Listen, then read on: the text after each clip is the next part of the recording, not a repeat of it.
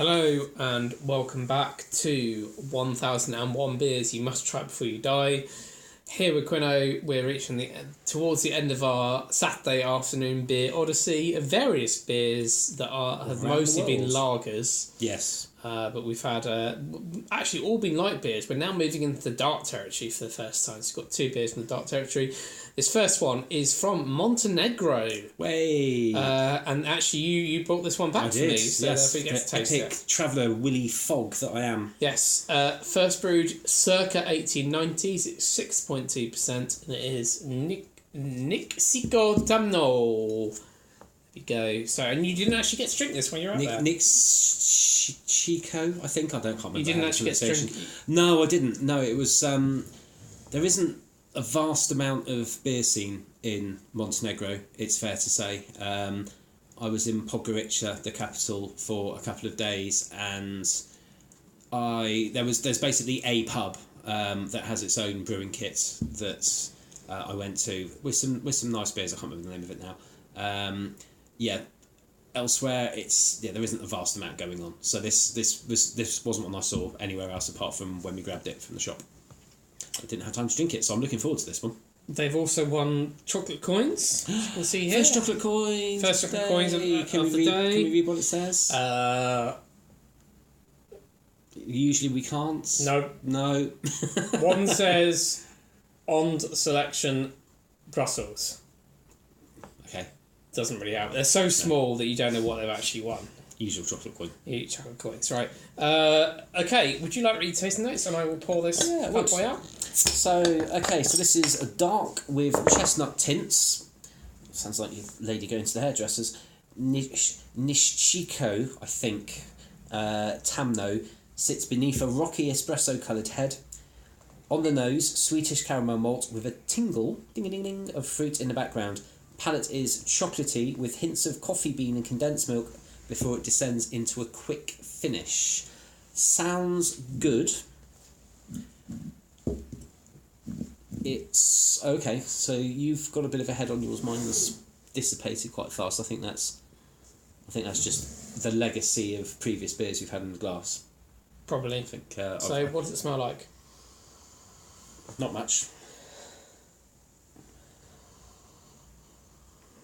Oh no! There we go. There's give it a swirl around. There's kind of coffee, malt, slight bit of chocolate. Yeah, there's some flavour in there. I'm getting some. So I think we should go for the taste. Mm-hmm. Cheers.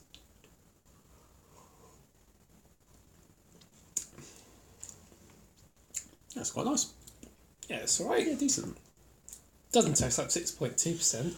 It's another one, isn't it? It's one of those cliches we trot out. A lot of these it doesn't taste like it. No, but it doesn't. It's labelled, but it's that's quite tidy. I wouldn't say that's much above 5. It's nice. So until recently, this was the only brewery in Montenegro. Until your little tale of someone with a brewery kit. Yeah, I mean, this book was put together. I think it was 2014, 2015 when the reviews were done. When we looked at it the other day. So they've.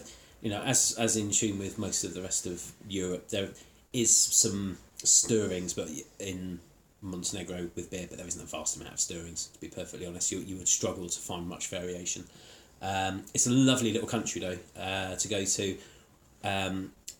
Quite unusual. A lot of people don't even necessarily know it exists. It was part of the former Yugoslavia. It got a very fierce local identity.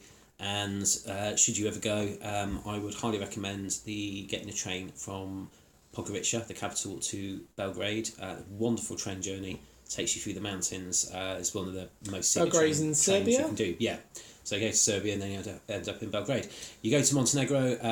It used to be Serbia and Montenegro, didn't it? That's right. They split it up. Yeah, so after the dissolution of Yugoslavia, they carried on as a pair, and then the Montenegrins voted for independence, and there was a slight after Serbia's unfortunate record previously, but the separation was fairly amicable and it went through without too much bother.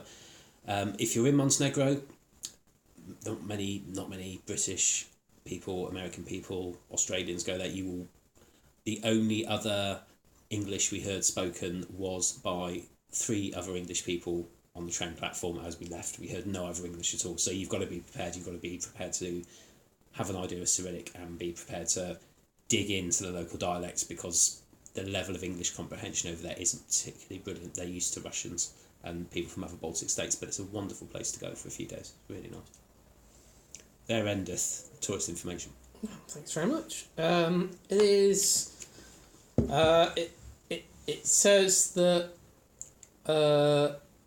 It talks actually quite a lot, the book, about the brewery's lager offering. It doesn't say quite a lot, and then suddenly it just says, "Oh, and they do a dark beer as well." It's not one of the better descriptions. No. The first paragraph is just about something that's completely unrelated to the brewery.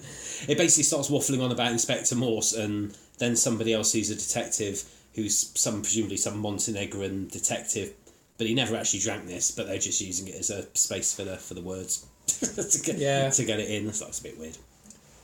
But yeah, it's all right. It's an enjoyable little chugger beer. Yeah. It's straightforward. It's dark, not too dark. It's got slightly burnt chocolatey notes, but not too burnt, not too chocolatey. It's not difficult to drink. It very much belies its strength.